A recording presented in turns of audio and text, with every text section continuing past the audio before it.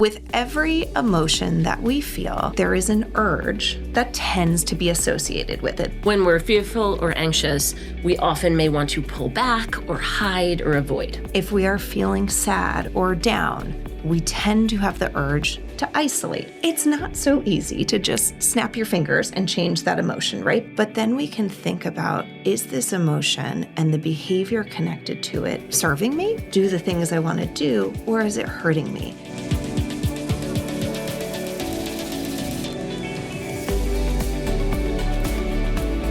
Welcome back to the Parenting Pair podcast. I'm Dr. Suzanne Allen. And I'm Dr. Annalise Karen. And if you've listened to our podcast or heard us on Instagram, you've probably heard both of us say a number of times that there are no quick fixes. And it can be really frustrating, or I acknowledge getting very frustrated when I see things online that are like, here's the 3 ways to solve this problem, right. Or, 5 things to do as a parent that will change your life right now. Fix everything. Yeah. That's not a thing. No. Everyone. No. We are more complicated than that. Our life is very complicated.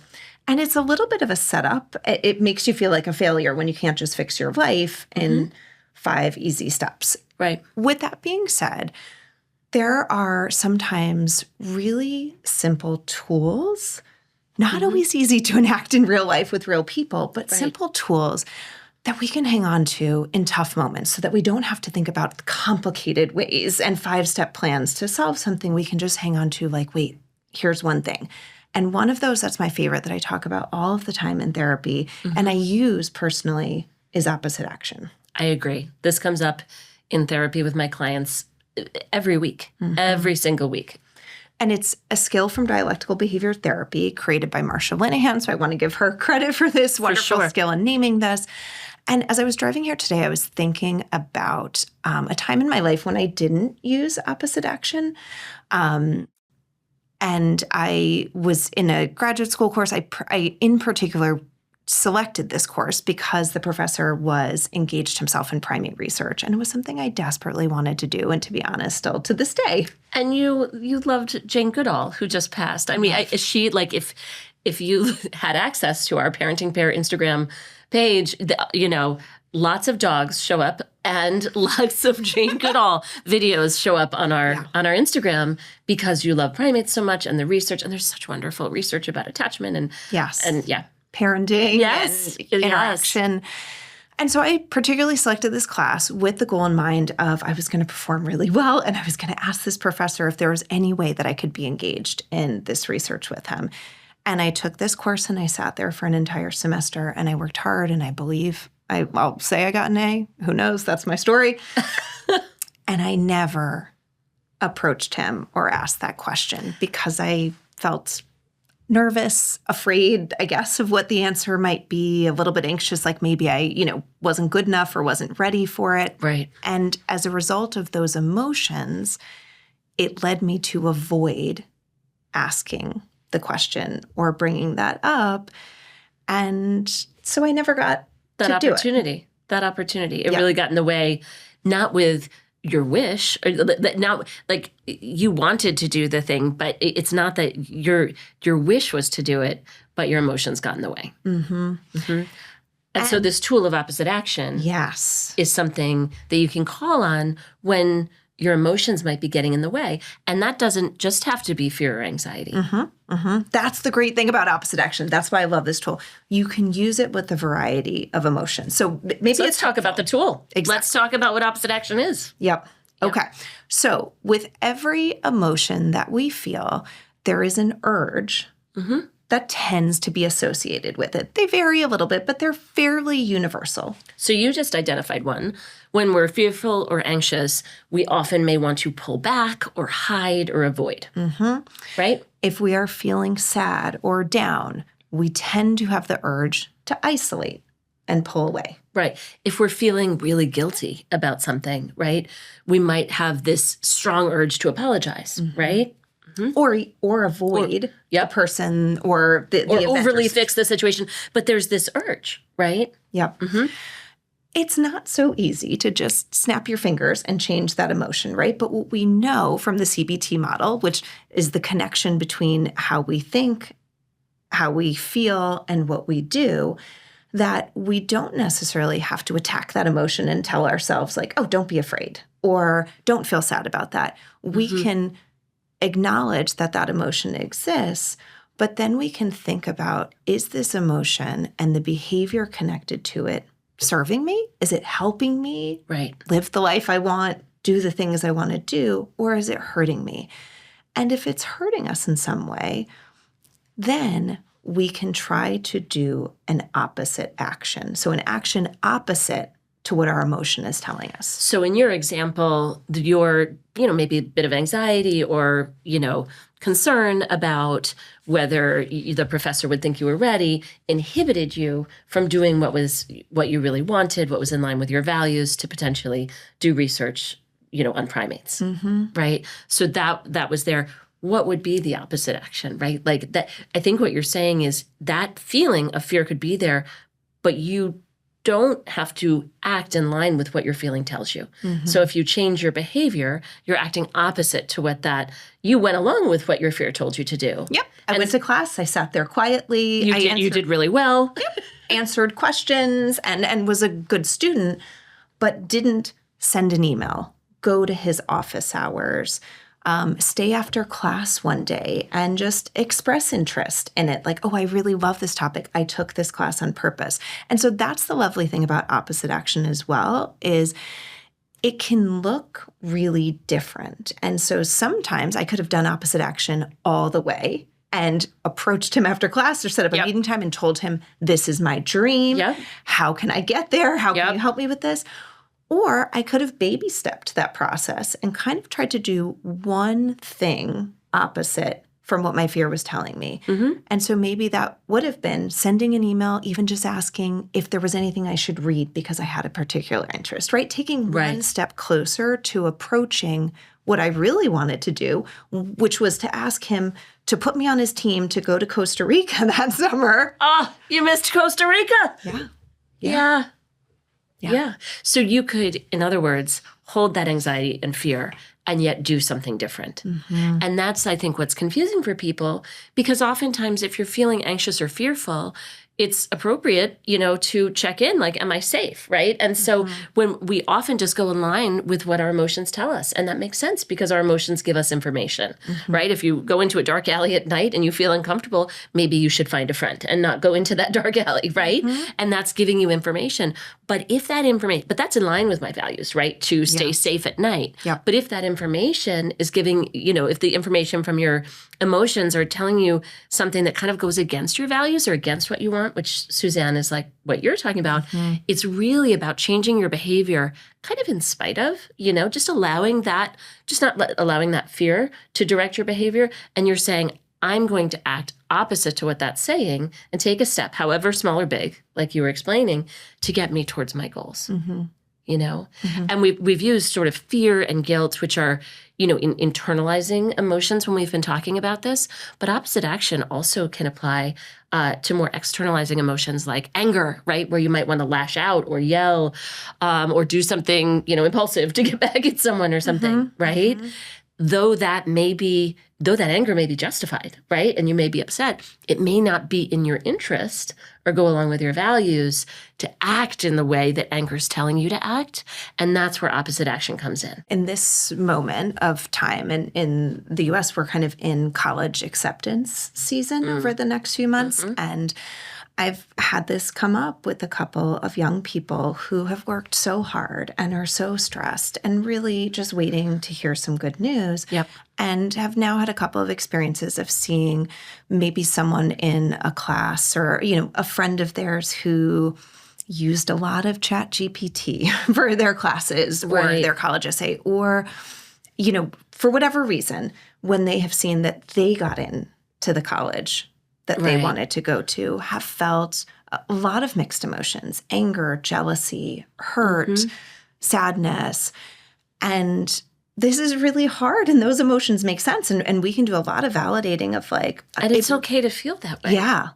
And sometimes these are their good friends. And so they are struggling because they know that if they respond like, I can't believe you got in and I didn't, or that's so unfair, that doesn't serve their value of Friendship. wanting to be a good friend and caring for their friend and really genuinely for a lot of them wanting the best for their friend. It Right. just hurts them too at the same time. And so thinking about what are some ways that we can validate and hold and give space for that feeling because those make sense and they're understandable, but to not allow behaviors that go against and that could hurt their friendships and go against their values of who they see themselves to be. Not let anger take over and direct their behavior in those relationships, right? So I just wanted to bring that up, and you beautifully explained it, because what might that look like for anger, right? It might look like taking a little space. Yeah. Yeah. Right. Because anger isn't energizing. Do something. Yes. Say something. And it's hard to inhibit that. So almost in a protective way, like I want to value this friendship, even though I'm feeling angry or frustrated or, upset myself. Taking that space, trying to even just say to yourself kinder or more neutral sorts of things, right? To kind of temper what anger may be telling you to say or do. And I think for a friend who wants to congratulate, right, a friend or reach out, that sometimes an opposite action of sending a text message, something funny or sweet, versus maybe saying it in person, which might be a little bit more opposite action all the way, but maybe they're afraid that their own emotions might get the best of them. So it's bringing that awareness, Yep. bringing that awareness to what is going on internally for you. And if you want to act in line with that, and just recognizing that we have an agency to not always do what our emotions are telling us to do. And opposite action is one way to live in line with your values a little more. And hopefully thereby, get more of what you want and build the relationships you want, maintain them. Maybe for Suzanne, in a redo of your college experience or If graduate anybody school. knows anybody looking for a middle-aged woman ready to roll into the jungle somewhere, I'm your gal. So Yeah. DM us. Help at us. Parenting Pair. And what's interesting, right? It's so hard as parents, and I hear this a lot, like, not to bring up the college thing again, but when parents are watching their kids, like maybe not get the grades or so, and they're like, oh my gosh, they don't, they're setting themselves up. They're not going to be able. It's very frustrating, very difficult as a parent to watch your young person maybe not doing things that you think might serve them or help them with the dreams that they want, right? I know they really want to go to this school, or I know that they're, hoping to become an actress someday, and yet they're never, practicing their lines. Right. And, listen, we all get there in a different way. And sometimes I say to parents, like, put that thought on a low shelf. And I know that means you can still see it, right? And it will still bother you. But sometimes we have to let people figure things out for themselves. And while I did not do that in college, I have since learned a lot about that throughout my adult life. And, I will say in this moment, Annalise laughs sometimes. If I admire someone, if I like their work, I will cold email and call people. This woman's on fire. Yeah. She'll just be like, hello, I just want to let you know I loved your book. And she writes these long emails, which is so lovely for you as a human. But like, she reaches out to people now like nothing I else. admire you. Will you? And we have a guest coming on in a couple of weeks. Maybe we'll air in a few months. Who is someone I'd never met. I loved her book. I admired her for years. And I just reached out to her, and then we wound up having a Zoom call and chatting. That's something I could never have imagined my 19 or 20-year-old self doing. And it took some learning and some missed opportunities, I think, for me to be able to enact opposite action. And that's really important, too, for parents to remember, right? So this is an idea to keep in mind for yourself and how you're living your own life, and which we're going to talk about sort of maybe how to share with your children and teenagers. But know that we're not, I, myself, Suzanne herself, we don't engage in opposite action all the time. Sometimes you may really sometimes you really may not be ready, even though it might be helpful. And there may be those missed opportunities like Suzanne had, but that doesn't mean that it's stuck in stone forever, right? And so having this idea over time can help people make smaller steps, that lead to bigger steps. And so it's not that we're encouraging, do this now forever with everything. No, it's like, keep this in mind. keep this in mind as something that's in your toolkit of ways that you can maybe challenge yourself a little bit or help yourself in a moment where you feel divided, where your anxiety is telling you not to do something, but you really feel like you might want to do that. Mm-hmm. It's really empowering to think about, right? And even when you don't do it, I mean, this is what I talk to teens a lot about, that idea that our emotions are powerful and actually really helpful and give us a lot of information. And sometimes they're not so helpful. And we can build some agency to be able to think about when they're serving us and when they're not. And if they're not, that we might have some choices. Yeah. And that just opens a door. Right. Whether or not they can go through that door every time, whether or not I can, question mark. Depends on a lot of things. But it's really empowering to kind of feel like you might have a little bit of agency in your life to make changes even when your emotions aren't kind of driving you towards that or helping you in some ways. So I think it would be helpful to talk just briefly about how parents can think about this directly with their kids. Because of course, Suzanne is a psychologist when teenagers are in our office for 45 minutes. And because we're not their parent. We can talk about all this stuff all sorts day of things. And they want to hear it from us. I know. They will not want to hear it from you. I don't want to say 100%, but... Oh, our kids don't want to hear it from us. So... Right. Yeah. But I think having this in mind, right, when you hear things from your kids, and not saying just do this, but just, joining with them in it. Maybe acknowledging a time that you might have felt whatever they were feeling, where it was anger or not, if that's appropriate, right? If they can hear that, right? But just if your child or teen is willing, helping them see just be curious about it. Do you think is that what you really want to do? Or do you think that there might be, something else going on, whether that's anger or fear or, and just getting curious about that to start a discussion and bring up that question or just point out that sometimes we might not have to listen to exactly how we, what our emotions are telling us. And I think you can do that without minimizing the thing, right? When I have worked with young people who are maybe, afraid of something, whether it's, let's say dogs or bees or something, and I can join with them in, oh my gosh, that must be so frustrating because you love playing soccer. And yet when you get out on the field, you're kind of nervous on a warm day that there might be some bees out there and that kind of holds you back. That really stinks. I'm so sorry that happens to you. So you're not minimizing that experience. You're joining with them in how frustrating that is. And you're also kind of highlighting along the way how frustrating it is because it's kind of stopping them or holding them back. Right.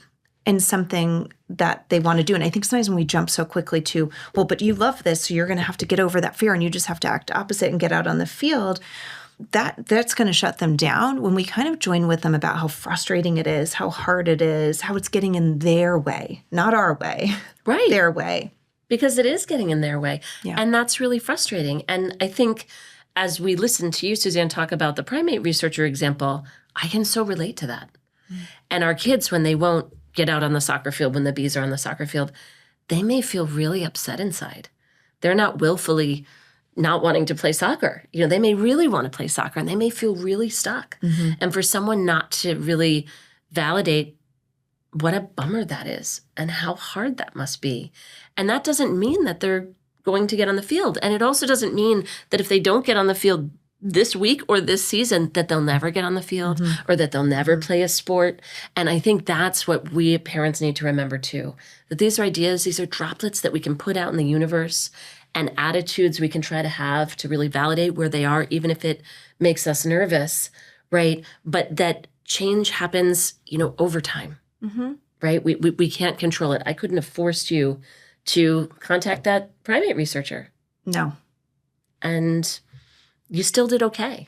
Yes, you're now acting opposite to that urge. You probably don't even have that urge anymore. And yet I wish at the same time, right, I think if Both I had things are shared this with someone and a friend or someone had said, well, why don't you? Or, gosh, that really stinks because you've always loved that or dreamed of that. I wonder if I might have been open to that conversation, particularly if they joined in, with how upsetting it was. I think about if someone at the time had said to me, well, you have to learn to advocate for yourself. Right. It's very invalidating because it's like, I'm struggling here. Yeah. I've been trying hard. You were trying hard. You were raising your hand. You were being a good student. Like you wanted it. Magically, I just wanted someone to be like, wow, she looks like she could be a great primate researcher. She's going to come to Costa Rica. Why did no one see that? I could have. You got your passport. I could have worn a gorilla T-shirt, for goodness sake. At least I could have communicated something a little bit better. But listen, and here's the thing. The great news is, opposite action, people are engaging in it all the time. Mm-hmm. This isn't, some wild thing that people have never done. Most of the time, you can think of examples in your own life without ever knowing that this was a skill, that you've done this or your teen or child has done this. And they may do it 5 times in a row, and then they may not do it the next 10. But we're not expecting, we'll just go do this. This is opposite action. You just have to act opposite to the emotion. It's a good idea. It's not always, it's just something to highlight, and if your child or teen is struggling with something that, or with big emotions, right? This is just an idea that you can bring up to them. And you also may be able to notice times. I can think right now, though they're my kids, so I won't share them, where both of my children have used opposite action and really benefited from it. And then at other times after that really struggled and haven't been able to use it or access it, maybe because it wasn't the right time or maybe because it was too hard. But I do know that we can pull from those experiences and gently bring them up if your child's open to it, in a future time. Like, just remember, like, I see this as really hard. I wonder if there's anything in the situation that's like that other time, when you really struggled to, text that friend. I wonder if, you really kind of acted opposite to that emotion. I wonder, is there anything like that this time? Mm-hmm. And it doesn't have to be these huge things, where they've gone on the 60-foot water slide or, or whatever it is. It could be that every day they get up and go to school, No, for sure. Or which, by the way, is an act of bravery for a lot of kids. Yeah. Just to get out of the house when they're struggling and anxious or overwhelmed or, possibly, having significant social struggle. Mm-hmm. That right there can be so much opposite action and amazing. If they've ever, tried a bite or two of dinner that they didn't think they were going to like, even if then they didn't finish it, right? Like there's a lot of approaching something. It can be small steps, yep. Big steps. Yep. Approaching something when it's, fear, but also maybe disgusting. Or seems disgusting. Or weird. Right. But also maybe pulling back, pausing, working on, having a more neutral thought about something purposely when it's anger, right? Just using that, not just empowering yourself and your teen to know that your emotions don't have to be in charge all the time when it feels like they can or they should. So what now, Suzanne? That's what I was I was like, oh, should that be our what now? Just all of us thinking about our emotions don't have to be in charge. They give us good information. Right. We want to check in with them. But sometimes even just as parents asking for ourselves, right? Is this emotion working for me? Right. And if it's not, even though it's still there, is there some behavior that I could do to, act a little differently that might shift things, right? Is there a neighbor? This is an example from my own life that I just acted opposite to. But is there a neighbor that you'd like to be friendlier with? And you don't know how to maybe you text them. I literally did that this weekend. Oh, I've had like a girl crush on a neighbor for like a couple of years. I was like, she seems like a really nice person, but our lives are busy and I'm a lunatic. And she texted me about something else, just neighborhood wise, and I just sent her a voice memo back. I know, it was really, I was just really like, nice. That's very personal. And just give her a compliment and said, like, I really think that we should, grab lunch sometime. And I literally said this is going to make me sound like a lunatic. In my fantasy, I think we're great friends, but my life is crazy and I never see you. So I just wanted to say that. And here's the issue in the neighborhood and what I think. And so let's get lunch. And she wrote back the nicest text. My gosh. Yeah. What a nice compliment. I would feel so flattered if someone Well, that's the thing. And I didn't know how, and I don't know what came over me this weekend. Yeah. I think I was sick of it. Listen, So this is where our emotions can help. That sometimes when you are just sick of something or you've had like, enough, you get a little impulsive. And that acts opposite to Annalise Karen. And I did. So anyway. All right. With that, have a great week. Yeah. We'll see you next week. Oh, and if any, questions, thoughts, things you'd like us to discuss, send us a message at hello@theparentingpair or DM us on Instagram. And as always, rate and review if you have a moment or send this episode to a friend. We'd appreciate it. Have a great week.